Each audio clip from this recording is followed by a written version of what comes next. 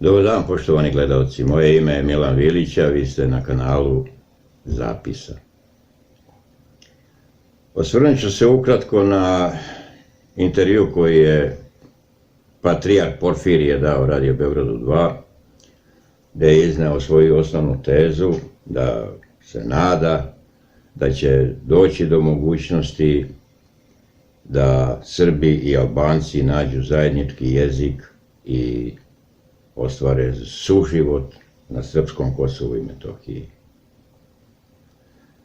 To je jedna mantra koja nam se, evo pamtim već 3 decenije, stalno ponavlja. I stalno je gubitnička za srpsku stranu. Počela je od Hrvatske, preko Bosne i Hercegovine.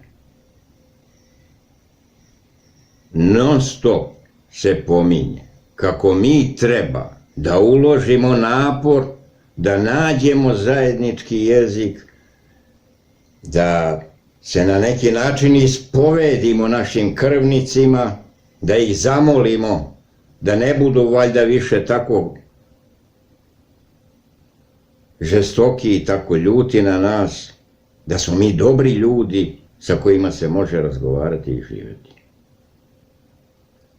Dokle god takve gluposti ne prestanemo da pričamo, živjet ćemo ovako i gore nego što živimo danas. Kakav suživot sa krvnikom Porfirije ti nama predlažeš? Nema suživota i prestanite da pričate, ljudi moji, gluposti više. Srbiji treba prva pobjeda u ovoj pogibelji.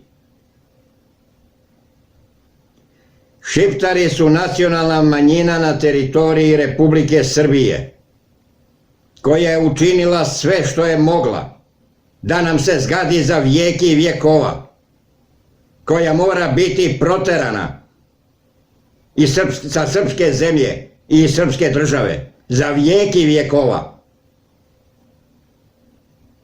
To je jedina politika koju Srbija treba da vodi. Kad se steknu uslovi. Naravno, tu politiku sigurno neće voditi ova vlast, dok ne dobijemo srpsku vlast, koja će onda valjda voditi srpsku politiku.